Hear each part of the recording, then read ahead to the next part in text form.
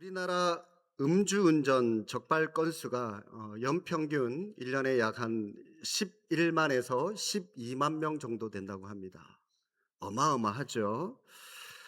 그런데 최근 10년 동안 매년 적발된 그 사람들 중에 재범률에 대해서 한번 좀 조사를 해봤는데, 제가 이 말씀을 준비하는데 타이밍이 딱 도표 하나 올려주십시오. 저 도표가 희한하게도 뉴스에 나오더라고요. 야, 어떻게 하나님이 기가 막히게 저 자료를 딱 눈에 띄게 하셨는지, 제가 그래서 저 뉴스를 다시 검색을 해서 캡처를 떠서 저렇게 올려드렸는데, 재범률을 한번 보십시오. 음주운전 거의 44, 45, 43 왔다 갔다 하죠. 40%에서. 자, 2018년부터 윤창호법이라고 하는 것이 시행이 되었습니다. 음주 운전자에 대해서 처벌 기준을 강화하겠다라고 하는 법입니다. 그럼에도 불구하고 전혀 그 이유로 달라진 게 없어요. 재범률이 똑같아요. 거의 여러분 44%, 45%, 거의 절반에 가까운 사람들이 이미 과거에 한두 차례 음주운전을 하다가 적발이 됐는데, 또 그 사람들이 여전히 음주운전을 했다라고 하는 그런 통계입니다. 자, 내려주셔도 되겠습니다. 그런가 하면 음주운전뿐일까? 그래서 제가 다른 범죄에 대해서도요, 한번 재범률을 조사를 해봤습니다. 사기 범죄 같은 경우에 재범률이 무려 77%라고 합니다. 사기를 한번 쳐본 놈이 또 사기 치는 거예요. 예. 이 똑똑한 사람들, 뭐 괜찮은 이 평범한 정상인 사람들은 사기 치라 그래도 못 쳐요. 쳐본 사람이 아는 거죠. 절도 범죄 가운데 재범률이 58%라고 하고요. 살인과 강도와 같은 그런 강력 범죄들도요, 무려 60%에 달한다고 합니다. 여러분, 이런 통계율이 뭘 의미하고 있는 것일까요? 아무리 단속을 하고 그 일로 감옥에 간다고 해도요, 죄를 끊는다라고 하는 게 그만큼 어렵다라고 하는 것을 우리에게 보여주는 그런 통계라고 생각이 듭니다. 우리나라 70년대, 80년대 절도범으로 유명했던 사람이 한 사람 있었습니다. 뭐 이름만 대도 여러분들 다 알만한 사람인데, 그 사람이 붙잡혀서 15년 동안 수감 생활을 했습니다. 그런데 감옥에 있으면서 그 사람이 예수님을 믿고 은혜를 받았어요. 출소한 후에 과거의 어두운 생활을 청산하고 신학교에 들어가서 목사 안수를 받고 목사가 되었습니다. 그 사실이 한때 장안의 화제가 되어서 텔레비전 뉴스에도 나온 적이 있었습니다. 많은 사람들이 기대감을 갖겠죠. 이제 저 사람 변화받고 목사답게 앞으로 새로운 삶을 잘 살아가겠지 하고 어떤 기대감을 가지고 있었습니다. 그런데 얼마 뒤에 어떤 뉴스가 나왔는지 아십니까? 그 사람이 또 빈집에 들어가서 금품을 훔치다가 붙잡혔다라고 하는 그런 텔레비전 뉴스를 들었습니다. 제 마음에 그 소식을 듣고 참 씁쓸했던 기억이 있었습니다. 제가 왜 이런 범죄에 대해서, 특히 이 재범률에 대해서 여러분들에게 말씀을 드리는가 하면, 오늘 본문에 나오는 이 삼손의 행동이 바로 이와 비슷한 행동을 하고 있기 때문입니다. 삼손은 지난 시간에 우리가 나눈 말씀처럼 사사기 15장 후반부에 하나님 앞에 큰 은혜를 받은 사람입니다. 나귀 특별로 블레셋 사람 1000명을 죽이는 그 큰 힘을 발휘하고 나서 목이 말라서 하나님 앞에 그 목마름을 해결해 달라고 부르짖어서 기도한 장면 있지 않습니까? 그 샘이 무슨 샘인지 혹시 샘 이름 기억나시는 분 계신가요? 감사합니다. 에낙고레. 고래고래 부르짖어서 하나님께 받은 셈이라고 해서 에낙고래 그렇게 외우면 암기하기가 쉽다라고 말씀을 드렸죠. 네. 전혀 처음 듣는 것처럼 앉아 계시니 제가 어찌할 말을 모르겠습니다. 예. 에낙고래, 아무튼 여러분 기억나시죠? 네. 어디까지 했지? 당황스럽게 좀 만들지 마십시오. 네. 자, 이렇게 에낙고레라고 하는 하나님의 그 기도에 응답을 해준 하나님을 노래하고 찬양까지 했던 그런 삼손이었는데, 그런데 여러분 겉으로는 이런 승리의 노래를 불렀지만 그 내면에 해결되지 않는 목마름으로 고통을 겪고, 또 삼손은 그 갈증을 문제를 놓고 하나님 앞에 부르짖어서 기도해서 에나골의 기쁨을 맛봤죠. 한마디로 삼손은 태어나서 처음으로 하나님의 이름을 부르짖고 또 그렇게 기도했더니 하나님께서 샘을 터뜨려 주셔서 그 기도에 응답을 해 주셨어요. 은혜를 베풀어 주셨습니다. 그러면 여러분, 이런 큰 은혜를 경험한 삼손이기 때문에 우리가 이제부터는 삼손에게 뭔가 기대하는 마음이 생기지 않겠습니까? 드디어 삼손이 처음으로 하나님을 이름을 부르짖고 기도 응답을 받았으니까, 이제 그 에나꼬레를 그 마음으로 표현했으니까 이제부터는 삼손의 인생이 좀 달라지겠구나, 좀 새로운 삶을 살아가겠구나 라고 하는 그런 기대감을 가질 텐데, 그런데 여러분, 오늘 16장 1절 한번 보십시오. 삼손이 보여주는 모습은 이런 우리의 기대를 다 무너뜨려 버리고 있습니다. 1절, 삼손이 어떤 짓을 합니까? 삼손이 가사에 가서 거기서 한 기생을 보고 그에게로 들어갔더니. 누구한테 갔다고요? 기생한테요. 이 기생이라고 우리말 성경에는 표현하고 있지만 원문에는요, 말 그대로 매춘부를 말합니다. 창녀를 말하는 거예요. 돈을 받고 몸을 파는 여인. 여러분, 이 상황이 이해가 되십니까, 여러분들은? 바로 앞장에서 15장 후반부에서 생생한 하나님의 은혜를 경험하고 그 은혜에 감사해서 에나꼬레라고 하는 단어로 자신의 감격하는 마음을 하나님께 기쁨으로 표현했던, 노래했던 삼손이었습니다. 영적인 경험을 했으니 이제부터라도 제대로 하나님의 사람으로, 나시린으로, 사사로 제대로 살겠구나 라고 생각을 했는데, 그런 우리의 기대를 완전히 저버린 행동을 하고 있더라고 하는 겁니다. 옛날로 돌아가 버렸어요.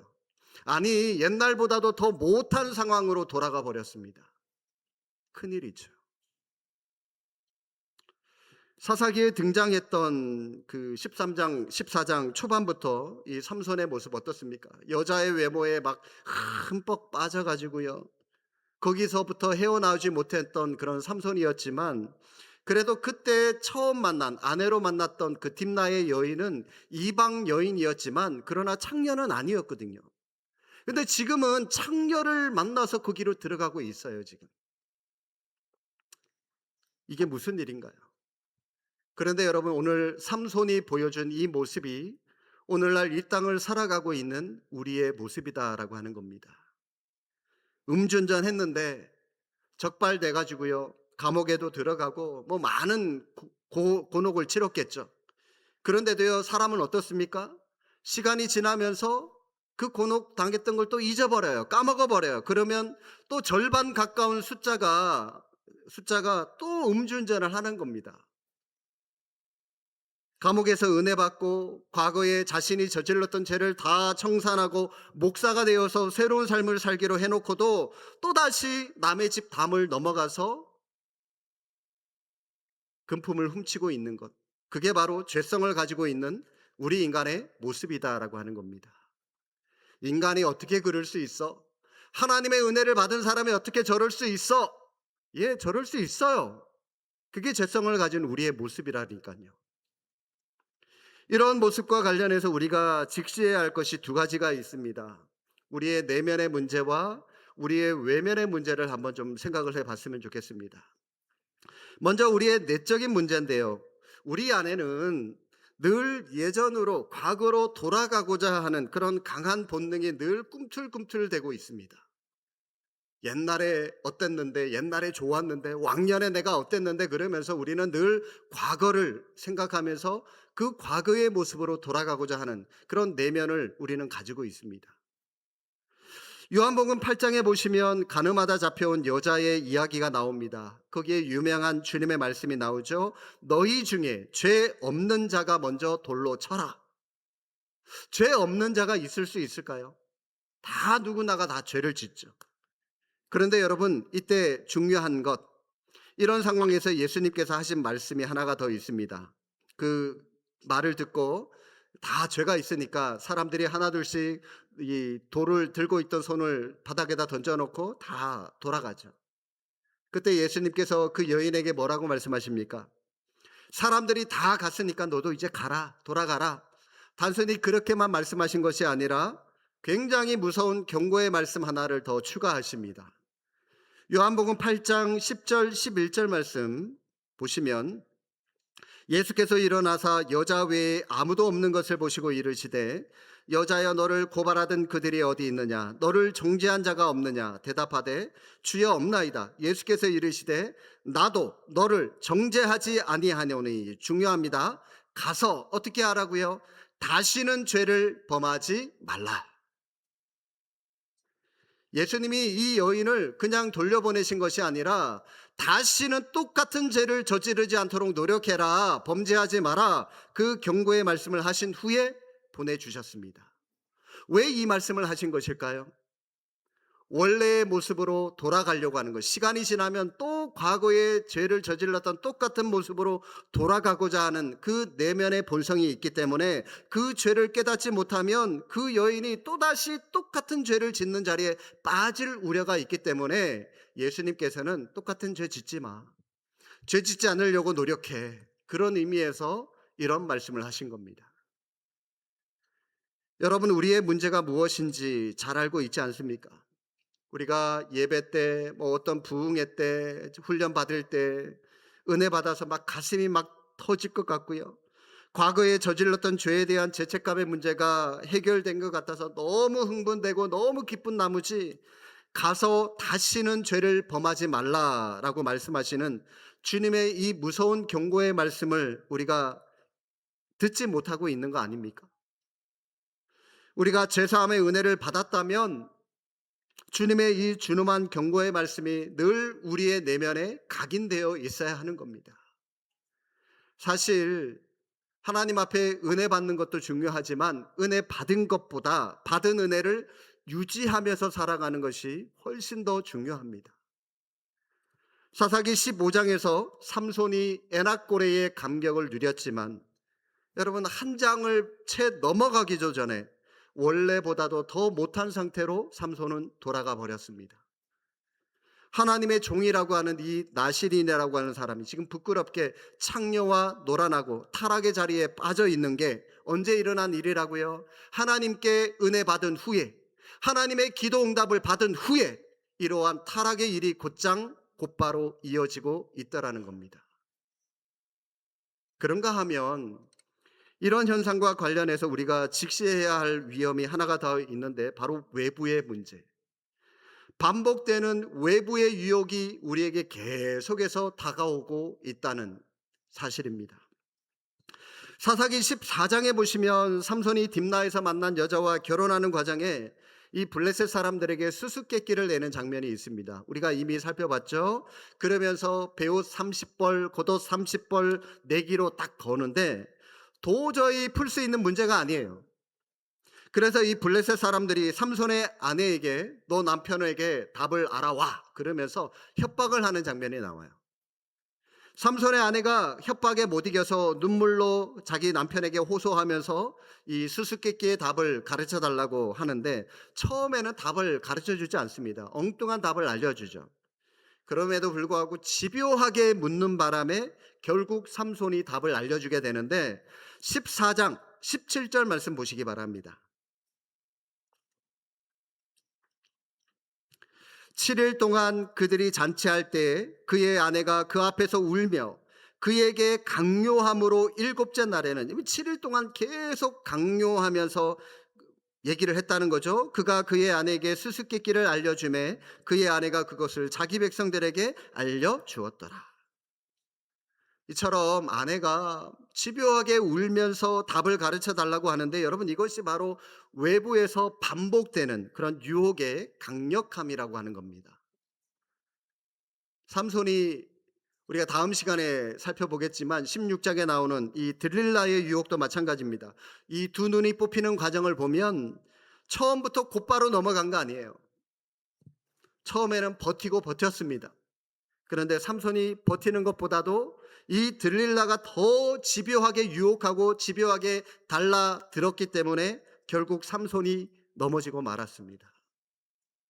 성도 여러분, 세상의 유혹이 얼마나 집요하게 우리를 또 공격하고 우리를 넘어지게 하려고 하는지, 계속해서 외부로부터 우리를 반복되게 공격하는지 모릅니다, 여러분. 심리학 용어 중에 에펠탑 효과라고 하는 것이 있습니다. 혹시 들어보셨는지 모르겠는데, 지금이야 여러분 이 에펠탑이 프랑스의 랜드마크가 되었죠. 그런데 처음에 이 에펠탑을 세울 때 이 프랑스의 수많은 예술가들과 시민들이 다 반대했다고 합니다. 거의 대부분의 사람들이 반대했대요. 왜냐하면 저 흉물스러운 쇳덩어리 세워봐야 파리의 아름다운 경치 다 망치지 않을까.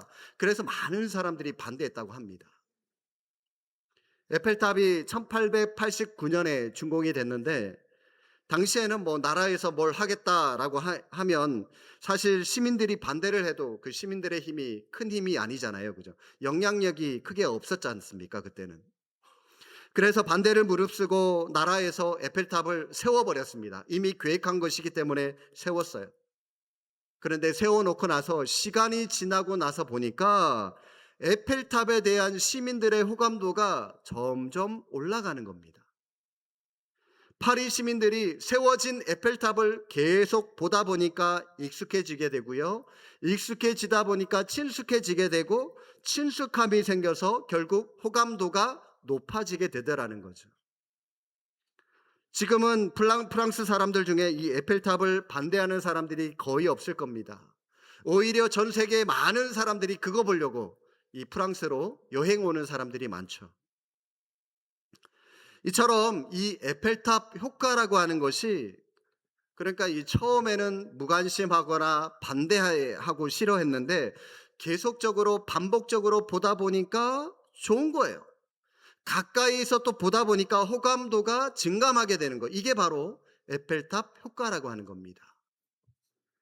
여러분, 우리 시대의 문화에도요, 이런 에펠탑 효과가 나타나는 것이 있는데, 예를 하나 한번 들어볼까요? 제가 중고등학교 다닐 때까지만 하더라도요, 남자가 귀를 뚫고 다닌 적을 거의 없었습니다. 제가 본 적이 없었어요. 그때 시골 이 구미에 살고 있었을 때, 뭐 서울에는 어떤지 모르겠지만 그때는 없었습니다. 그런데 약 한 90년대 중반쯤 남자 연예인들이 이 귀를 뚫고 귀걸이를 하기 시작하면서 이게 서서히 일반 서민들에게, 남자들에게 이게 퍼져나가기 시작을 해요. 처음에는요, 그 모습이 굉장히 어색하고 생소했습니다. 심지어 제 주변의 어떤 어른들은, 아이고, 세상이 말세가 됐다, 어떻게 남자가 길을 뚫고 다니냐, 그러면서 미친놈이라고 막 욕까지 하면서 과격하게 표현하는 그런 분들도 있었습니다. 자, 그리고 나서 여러분, 지금 약 한 30년이라고 하는 시간이 지났습니다. 지금 여러분 귀 뚫은 남자들 보면 어떤 마음 드세요? 어이구, 미친놈, 그런 생각 드세요? 아, 그냥 뭐 뚫었구나, 아, 뭐 그냥 그 정도지, 반대하는 사람 아마 우리 가운데 거의 없을 겁니다. 이게 바로 에펠탑 효과라고 하는 겁니다.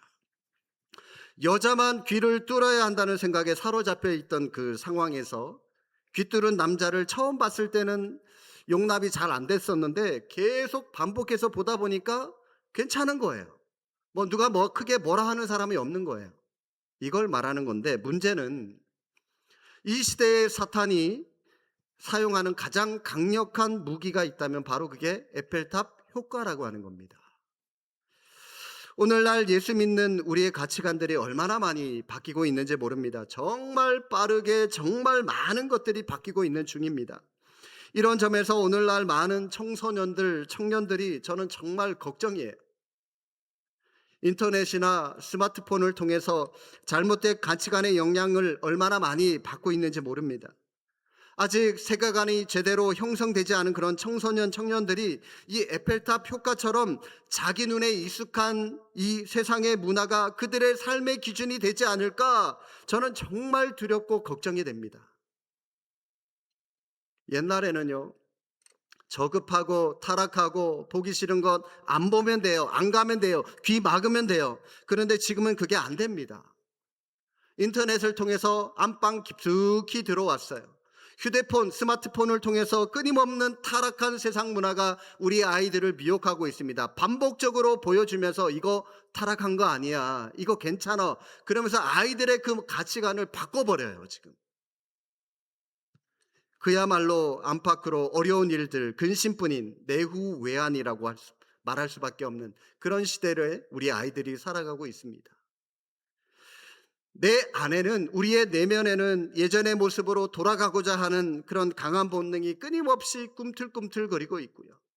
밖에서는 이런 우리의 죄된 본성을 아는 사탄이 끊임없이 반복하면서 우리를 미혹하고 유혹하고 있습니다. 이런 상황에 놓여 있다 보니까 우리가 삼손처럼 하나님께 은혜 받고 애낙고레를 노래하고 기도 응답 받았다고 우리가 그 하나님을 찬양하고 아무리 좋아한다 할지라도 우리가 뒤돌아서면 오늘 본문의 삼손처럼 금방 또다시 옛날로 돌아가 버리는, 아니 옛날보다 더 못한 상황으로 돌아가 버리는 그런 일이 우리의 현실이더라는 겁니다. 그러면 이런 현실을 살아가는 우리는 어떤 대안을 가지고 하나님 앞에서 살아가야 될까요? 뭐니 뭐니 해도 우리는 각자 자기 자신에 대해서 늘 조심하고 또 조심하고 조심하는 것밖에 없습니다. 성경도 여기에 대해서 이렇게 말씀합니다. 누가복음 21장 34절 함께 한번 읽어 보시겠습니다. 너희는 스스로 조심하라. 그렇지 않으면 방탕함과 술 취함과 생활의 염려로 마음이 둔하여지고 뜻밖의 그날이 덫과 같이 너희에게 임하리라. 성도 여러분, 우리의 마지막 날이 덫과 같은 날이 되지 않도록 우리는 늘 조심하고 조심해야 된다라고 성경은 우리에게 말씀하고 있습니다. 여러분 자신을 돌아보시기 바랍니다. 조심하고 계신가요? 혹시 에이 뭐 이런 일이 일어나겠어? 너무 여러분 우리가 마음을 놓고 우리가 방심한 채 살아가고 있지 않습니까? 주님의 말씀처럼 우리가 조심히 살아가려면 몇 가지 실천해야 될 부분이 있습니다. 세 가지를 좀 간단하게 빨리 좀 말씀을 드리겠습니다. 먼저 반복되는 유혹의 고리를 차단하셔야 됩니다. 유혹이 많은 시대이지 않습니까? 그 유혹에 노출되지 않도록 여러분 우리 그거 끊어야 돼요. 끊어버려야 됩니다. 차단해야 됩니다. 내가 노력해서 이길 수 없는 것이라면 끊는 게 가장 좋은 방법입니다. 아예 쳐다보지도 마십시오. 아예 가지도 마십시오. 그리고 두 번째, 과거에 주신 하나님의 은혜를 기억하시기를 바랍니다. 삼손이 15장에서 넘치는 은혜, 이 에낙고레의 감격과 기쁨을 그가 기억하고 떠올렸다면 16장에서 그렇게 곧장 창녀를 찾아가는 이런 어리석은 짓을 하지 않았을 겁니다. 우리 안에 어떤 죄의 욕망이 꿈틀거리고 있습니까? 그렇다면 지금까지 우리를 인도하시고 우리에게 은혜를 베풀어 주신 그 하나님의 은혜를 기억하시길 바랍니다. 그리고 마지막으로 하나님의 도우심을 간구하시기 바랍니다. 저는 과거에 한 14년, 15년 정도 청소년 사역을 했었습니다. 그래서 수련회 많은 청소년 집회를 인도를 한 적이 있었습니다. 청소년들이 얼마나 뜨거운지 몰라요.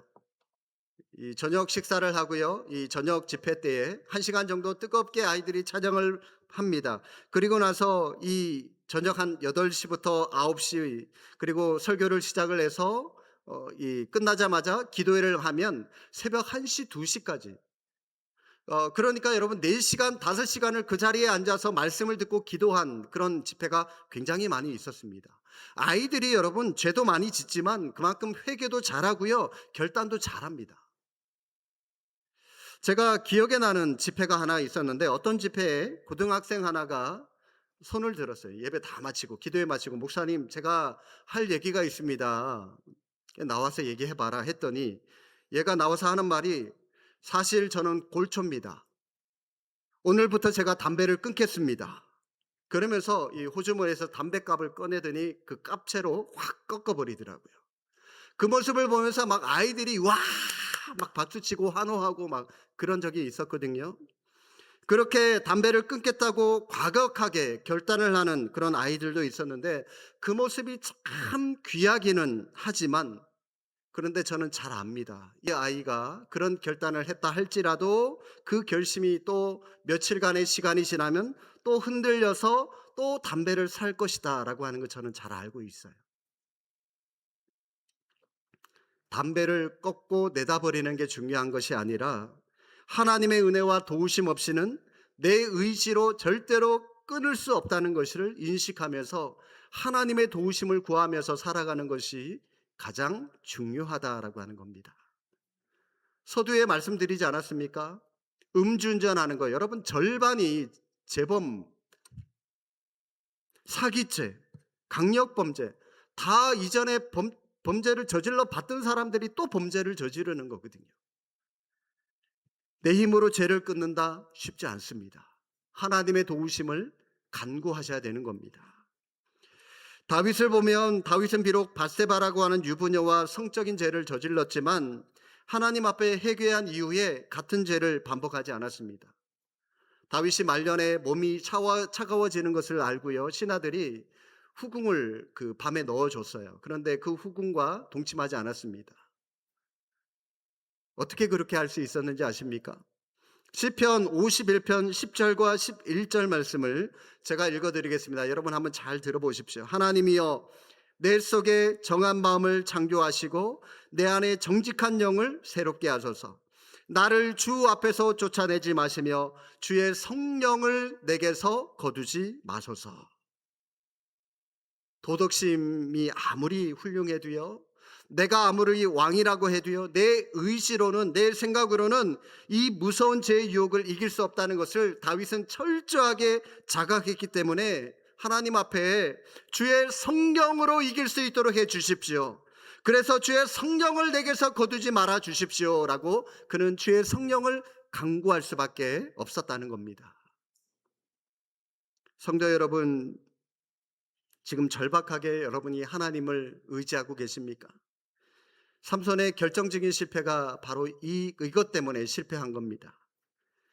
15장에서 그렇게 하나님께 감사하며 찬양하고 에낙고레의 기쁨을 노래했지만 그는 그 이후에 두 눈이 뽑혀서 죽기까지 단 한 번도 기도하지 않았습니다.